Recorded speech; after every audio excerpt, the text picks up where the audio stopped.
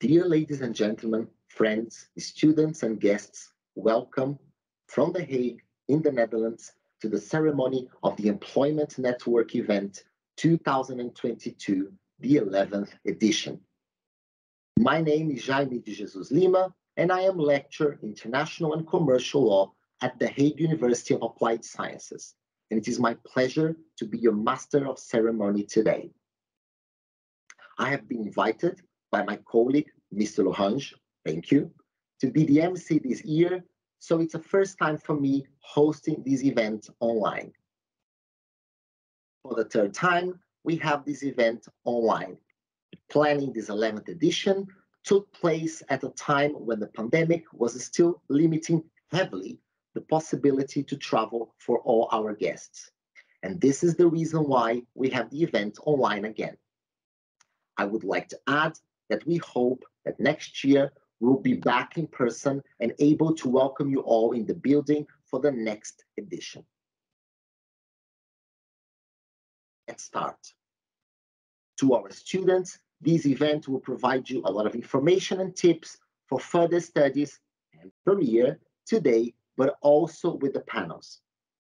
To our guests, we hope you'll get more information about our university, our international and EU law program, our students, their education, and their readiness to work. To our alumni, well, we finally welcome you back after 3 years, 100 of them in person for our alumni reunion tonight. We are very happy to see you again. The ceremony is particular because our keynote speaker was not able to be present during the ceremony this afternoon. She was able to speak in front of our students this morning, however, at 9:30 in the morning. Our keynote speaker this year is EU Commissioner Kadri Simpson, in charge of the questions of energy in the European Union. She kindly accepted to answer questions from our students. Among other important issues, Ms. Simpson is currently working on matters relating to EU member states' independence in terms of energy resources, due also to consequences of the war in Ukraine. It means that this ceremony will be shorter, as you must receive also the link to watch the keynote speech by the EU Commissioner, which took place this morning. The questions were provided by 3 of our students, Mr. Mustafa, Ms. Kostro, and Ms. Mulder. Therefore, this afternoon, we'll have a short interview with our Dean of Faculty, Ms. Lidwin Bremer, by 2 of our international students, Ms. Peterson from Year 1, Mr. Malassi from Year 3, and it will be followed by alumni speech by 2 of our former students, Ms. Silbax and Ms. Rai Singh. Now, I would like to pass the floor to our Dean, Lidwin Bremer, and our students. Dean Bremer is Dean of the Faculty of Public Management, Law and Safety, one of the 6 faculties of the Hague University of Applied Sciences. Please go. Good afternoon, Ms. Bromia. We're very privileged to hold this interview where we as students can ask you questions more about the university and get to know you better. So we would like to thank you, Ms. Bremer, for taking the time out of your busy schedule to come here. And without further ado, I would just like to move on to the first question. So what do you think, Ms. Bremer, makes the Hague University of Applied Sciences so special? And why do you think that future generations of students should consider enrolling here? It's a good question, and actually the background noise is this new telephone booths being installed in our faculty area because of staff being able to have more private telephone conversations. So improvement going, that's one thing. You know, there is improvement going on all the time at the Hague University of Applied Sciences, so that would be one answer to your question. Now, I think studying law, you are international European law students, studying international European law at this university, The Hague is the city of international peace and justice, and we are so well suited to be in touch with all of the important organizations here in The Hague. We have all the levels of government, from the very local to the very international government here in this city. It's of course it's also a beautiful city with a beach and woods and a very big town as well, with all the big city life. We are really uniquely situated in the Netherlands as one of the very few international law programs at the University of Applied Sciences, with a nice mixture of both public and private aspects of international law, increasingly tech elements, technology elements, technology and design integrated in the curriculum, and of course a very strong skills line in it. Thank you so much for your answer, Ms. Premier. I would like to move on to the second question, and that is that many students still are perplexed about the difference between an applied sciences university and a research university. And what can you tell students that are the advantages of being at an applied sciences university, and what can an applied sciences university offer students as opposed to a research university? I can imagine that you are perplexed because with the higher education system in the Netherlands, with the differences between research universities and the University of Applied Sciences, it takes some explanation, and it's not there present in many countries. Basically, the research universities offer also bachelor and master degrees like University of Applied Sciences do, but they start a year later, regularly at 18, and they cater only to the graduates from the secondary school system of the highest level. And Universities of Applied Sciences cater to a larger audience, also including students from secondary vocational education. And we offer the similar bachelor and master programs. And the key strength in general of the University of Applied Sciences is the apply. Is that we get the world inside of the university. We get your future workplace inside of the university. And the way we develop the curriculum and the courses and include projects in the curriculum is very much that when you leave here as a graduate, you are able to hit the ground running. Thank you for the amazing answer, Ms. Bremer. And I'd like to ask a more personal question of this sort. So, what part of your profession do you find the most difficult, and what motivates you in those moments to keep going? That's a very good question. The thing as a person that I find the most difficult is, and yeah, that relates to me personally, is that I'm very much committed to higher education and to this faculty community, which is over 250 staff members and 4,000 students. And I can't know all of the students, but I can know all of the staff members, and I really I'm interested in people, and I would like to have the basis of trust. And I understand that people don't understand all of my decisions, and when I am treated with distrust, this is what I find the most difficult, because for me trust is so important as the basis for working together. So that is what I find the most difficult, and my motivation is that, again, against sometimes I have interactions with people that are difficult, but there are so many interactions with people that are very positive, and I feel the connection and the strength, and I can help people grow and develop, and reach understanding and help people developing. That's what I find the most motivating. And the other thing which is very motivating is such a large variety of things. I get to talk to you. I get to discuss IT systems. I can think about the education strategy. I talk to external partners.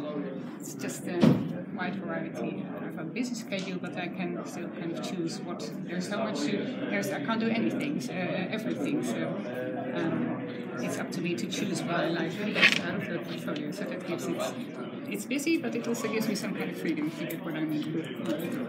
Thank you so much for such an inspiring answer. I would like to move on to the next question. So, during the last 2 years, as we know that there has been a pandemic going on, and because of that, a lot of students have found that there's a lot of miscommunication between faculty and students. And how would you say students can feel confident moving forward to a pandemic-free era? Would the communication be improved? Yes, we will, and we are committed to. We will improve the communication, and we are committed to doing that, because that's also what we find. Is when I see I mean the entire, all of the staff members, the entire institution, because you are saying this, but we also felt that, and we've heard from students that they don't have enough clarity and they don't feel adequately taken care of. And it's really a struggle for the lecturers who have a high workload in transferring to online education, and grading over questions just takes a lot more time than multiple choice exams. But this is not sufficient. So yeah, on the one hand, I can imagine it's not sufficient excuse, because it's the education is about to start with the connection between the lecturer and the students. And we were seeing from your questions, but also from surveys we've been conducting, that really communication is key, and we need to better our game at this, so to say. Ms. Bremer, what advice would you currently give to the students enrolled in the International and European Law program? Come here. Come here to this institution. I know that you're fortunate to be able to be here. I know that there are, I'm talking to students who just are not in a position yet, although they're already in their third year, to travel actually to The Hague. I do recognize that there are people in that position, but I get from all the people that are able to be here again is that they you miss the interhuman contact more than you think possible. It's difficult to judge when you're behind your screen what you're actually missing out from when you're here and you're able to connect together. So please come here, enjoy our beautiful buildings and the contact with your fellow students, and come here to connect with your lecturers. Please come here to connect. Thank you so much for your answer. It is very known that our program has a lot of mixed diversity in terms of cultures and ethnicities. And in this multicultural environment, is there any initiative to create harmony between each other? And is there also any future initiatives that we can look forward to? I think the diversity and the interculturality is one of the key assets of the law program. I think with all the nationalities we have in the student body and in the staff body, the possibility to meet people from so many different backgrounds is amazing.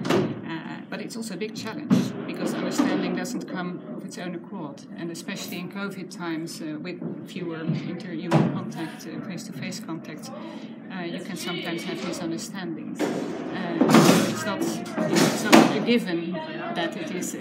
So I wouldn't even say that the harmony perhaps is not the goal. It's the dialogue that is the goal. And what we're doing to facilitate that dialogue are like the courses on global awareness and professional development in the first 2 years of the new curriculum. I'm not quite sure, Matthew, whether you have that's actually part of your curriculum. But this is something that all of the lecturers are very much aware of. But especially in those courses, there is a space to have discussions and dialogues and experiments. Thank you for your answer, Ms. Bremer. We have arrived at the last question of the interview, and we've been asking you a lot of questions about your professional life here in the campus and about the program itself. But this last question, we would like to ask you more of a personal question. So how was your student life? How was your experience as a student? Well, my first degree actually is not in the public management law and safety area, but it's in Russian linguistics. I studied I took the entire 6 years, which was the then standard in the Dutch higher education system for a bachelor and a master's degree. And I left my country town to travel to Amsterdam to live there and to study here. It was really amazing. Yeah, it was a formative experience in my life. I spent a semester in Moscow for studies in my third year. In 1989, a long time ago, it was the first breath of democracy back then. So it really hurts me now to see that 30 years after, they're totally back to where it was before. But this period of spending so much time in another country and experiencing that things that you think normal about life are totally different for other people who are also normal people. It is really something that changed my outlook on life. We have a few questions on the spot, but so in this university, in the International European Law program, there are certain student associations. One of them that me and both Emma are both present is called ILSA, and the other is the COREX Foundation, which is a debate sort of study association. So why do you think that these associations are important to the International and European Law program, and why should students who come here join these associations? I think both ILSA and COREX I think a very important part of the fabric of the community that is the law program of the students and the teachers. I think ILSA is really stands out as being a very active student association, organizing both a lot of fun activities, but also a lot of content-related activities that really help you progress in your studies. It's a way. So you certainly should join ILSA activities that they organize, but also try and see whether you can become part of the organization, because that's another playing ground for you to find out what role you can play in an organization, if you would like to be the president or maybe the secretary or in some kind of committees or work in communication. There's so many good things to do. They published a journal, and of course is creating society, and the verbal skills of law students are very important. And they also actively work in preparing all of the other more content-related activities, like all of the mood boards that the lecturers organize. So yes, and then the student ambassador. So that's also something to mention. You have the possibility to work as a student ambassador and take on another couple of roles within the program. Yeah. Thank you for your answer. Thank you. Perfect. Thank you again. Okay, good morning. Good morning. And I understand that we are already online. So thank you for inviting me to speak with you today. And also a big thank you for the questions. I received them in advance, and I'll do my best to answer them for you also today. I myself, I was where you are not so long ago, and I'm by no means at the end of my career. And it has been quite a ride from a national politician and minister to the political leadership of the European Union. But I'm still learning every day, and there are some lessons I have noted down along the way so far, and I thought that it would be useful to share them with you today. And there are 3, to be exact. The first lesson I have learned is that everything changes and nothing is constant. Well, since the beginning of this mandate, the European Green Deal has been guiding the Commission's work like a compass. And despite the unexpected storms of slow economic growth and the COVID pandemic and now the war in Ukraine, our energy policy and decarbonization objectives have held true. We knew that if we wanted to become climate neutral by 2050, we would have to reduce our emissions by at least 55% already within this decade. So we set about making that a reality in energy, but also in transport and agriculture and finance and beyond. And suddenly, ushered by the increased gas prices, some member states hope to rely on for transitioning away from the more polluting fossil fuels of the medium term. The war broke out in Europe, and the geopolitical gravitational forces are shifting.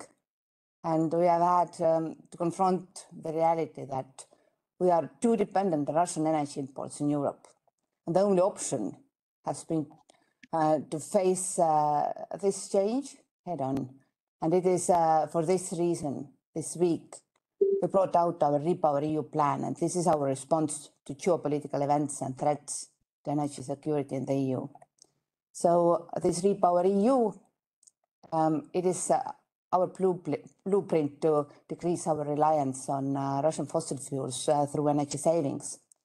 But also with the help of diversification of energy supplies, and also we have to accelerate our renewable energy deployment.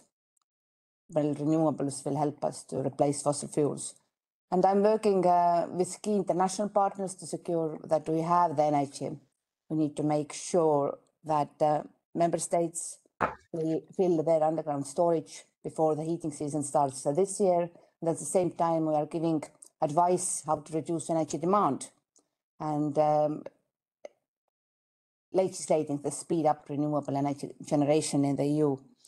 And this is in the interest of our citizens, but also this is a necessary help from our side and in the interest of Ukraine. So together with fellow commissioners, we are strengthening democratic resilience and defending human rights, and humanitarian and financial and logistical aid has been flowing to Ukraine and into neighboring countries since the very beginning of the war. In my experience, there is a high likelihood that in your professional path, you will also encounter unexpected surprises. And the important thing to keep in mind is to remain dedicated and work hard for the overall destination. So respect for human dignity, democracy, rule of law and human rights. So this is the first lesson. And the second lesson I wanted to share with you is that you don't have to expect the world as it is. When I was an 18-year-old student, I first got involved in national politics. And I did so because I decided to stand my ground and I had an appetite for change. And the analysis and the conclusions of the recent IPCC report underline the urgency to clean up our energy mix by 2050. And this is because 75% of greenhouse gas emissions in the EU are due to the production and use of energy. At the same time, the US generates almost the double of greenhouse gases, and China in turn doubles that. This is why we need to show the way and build a case for sustainable growth across the world. And the Russian invasion added a dimension of urgency and the need for self-reliance into this picture. Europe drives forward with a strong vision, and each member state is free to choose their own energy mix. Irrespective of their choices, the Commission's role is to make sure that security, safety and fair market principles are respected. And here solidarity is key. For example, every member state relies on natural gas to a certain extent, but not all member states have sufficient gas storage. And the REPowerEU proposal therefore introduces fair ways for those without storage facilities to also contribute to the storage filling levels in other member states. And in exchange, they do benefit from stronger security of supply. The EU has worked hard for almost 2 decades to become the world leader in renewables. Offshore wind, onshore wind, solar energy, storage, batteries, and hydrogen. The cost of these technologies have come down significantly over this period. For example, for PVs, photovoltaics, prices have decreased by 82% over the last decade, and we aim to double their overall capacity by 2025. So we will reach 600 gigawatts also by 2030. So what I'm saying is that every generation has to build on the past and to leave an enduring mark on the world of tomorrow. And for me, it's a European Green Deal, because for my generation, it is not acceptable that the people coming after us would have to live in an unfair and vulnerable world, facing extreme weather, but also shortage of food and also health threats. So there is no way of predicting what the task will be for your generation or what the world of international affairs will look like tomorrow. Please do remember that there is always room for positive change, and you can be the ones driving it. Third and finally, it's that there really is unity in diversity. And of course, I am biased because that's the motto of the European Union. But from what I have seen throughout my career is that this has always held true. And I think it answers a number of the questions you asked. Well, you asked, is it more difficult to ensure a clean transition in the EU versus other parts of the world? Is the bureaucracy of how we work holding us back compared with other parts of the world with a command and control approach? Well, the answer is maybe. but I think the most important things are values. In the EU, we choose to unite in diversity, to respect the opinion of every member state, even if we disagree, to reach consensus and work from there, even if everyone needs to adjust a little, to support our fellows in need. These are the values that our union is based on, and always keep these in mind when you face a decision whether to take action or not. And the same lesson can help guide your career. There might be times when you don't know what will be the outcome of your doings, but focusing on your values will sooner or later lead you to the best path. Students, ladies and gentlemen, future leaders, thank you for your questions. And I hope I have given some insight today. And I want to wish you the best of luck in your careers. And perhaps I'll see some of you in Brussels someday. So thank you. Thank you very much. Thank you.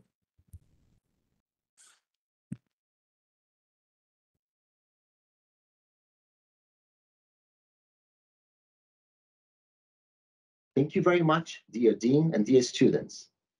Now, we will move on to the video speech by two of our alumni, Ms. Silbach and Ms. Raising.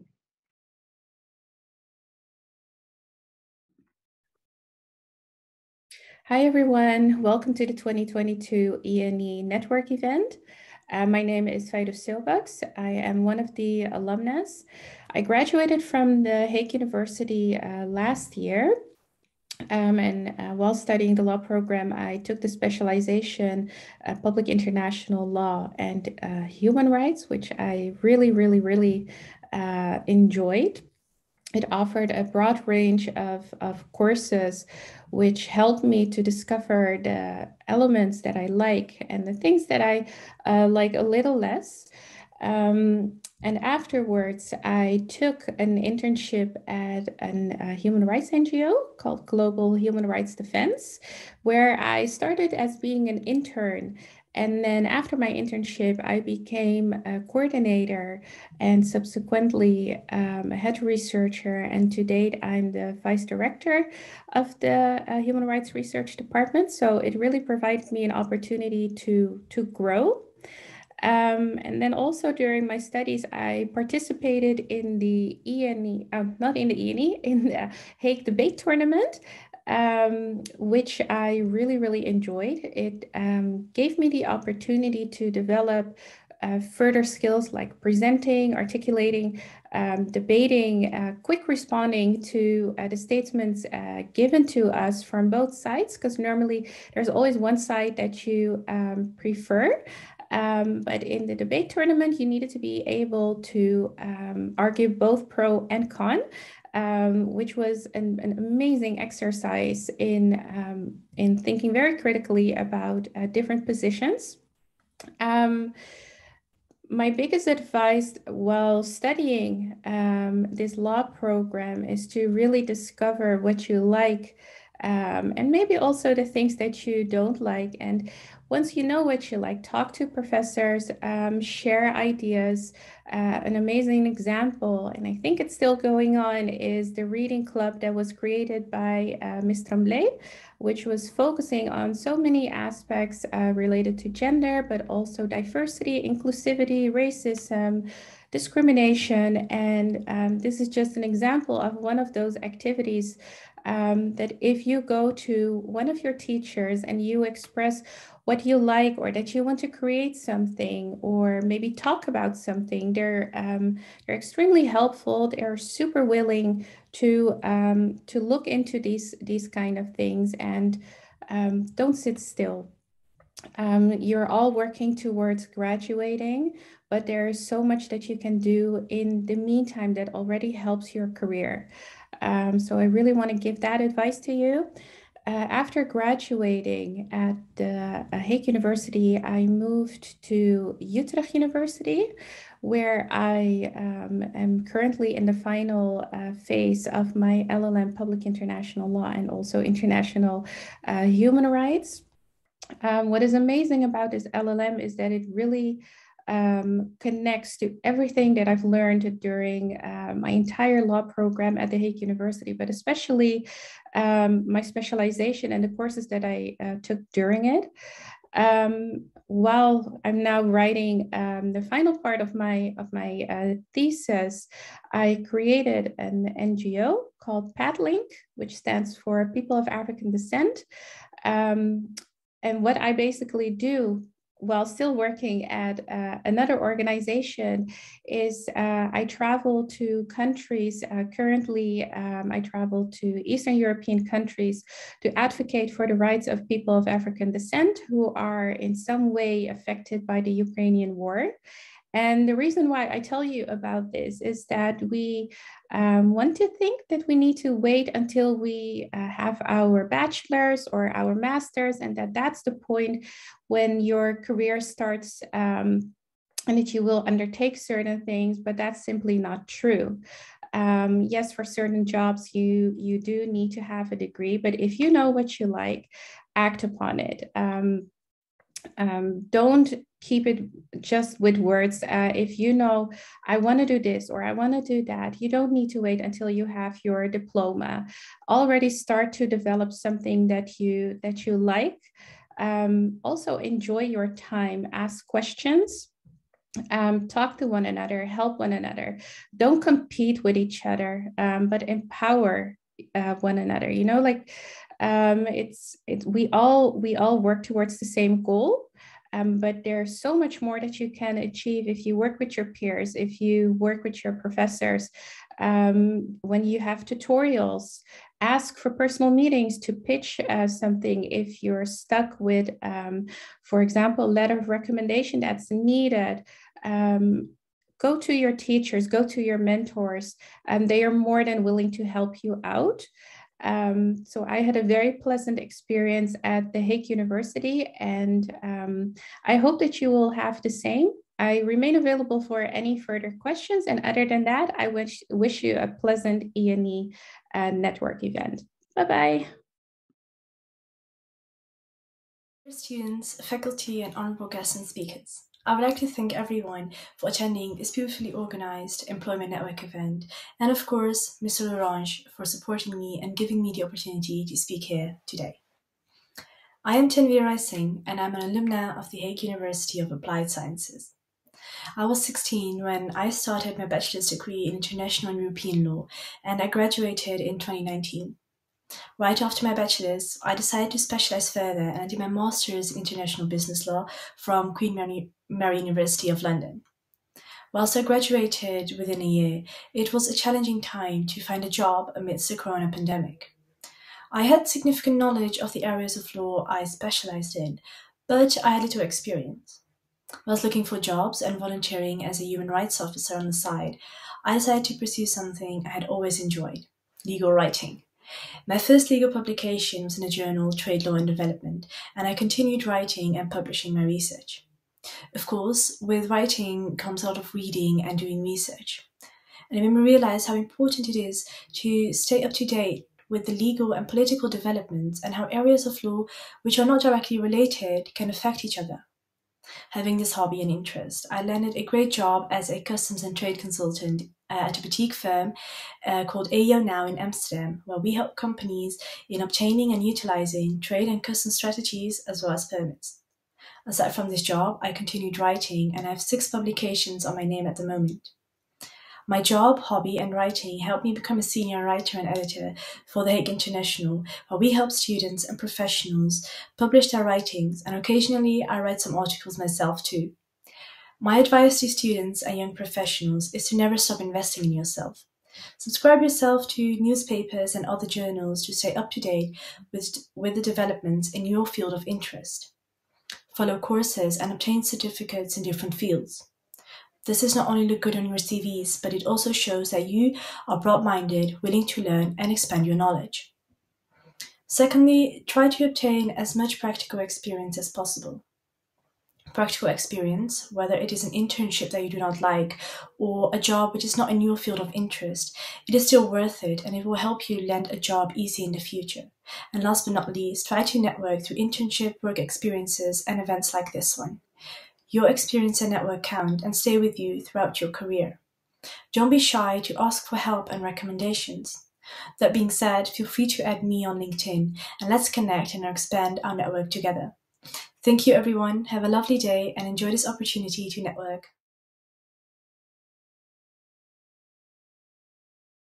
That's it. Now we hope to see you in The Hague at the Employment Network event next year. Finally, in person again. Last time, it was in 2019 in the campus, with the students, employers, guest universities, and alumni as well, with the stands and in our main amphitheater for the next ceremony. My colleague, Mr. Lohange, thank you, Mr. Lohange, founder of the ENEs, will send you more information by email for the following weeks as well. To all employers, partner universities next year, we hope that having you in the building will be an opportunity for you to meet in person our students, our colleagues from the faculty, all our community. To our partner and guest universities, please mark it in your agenda. Next year, we hope you to come networking in The Hague with us. Many thanks from The Hague for watching the ceremony and stay safe.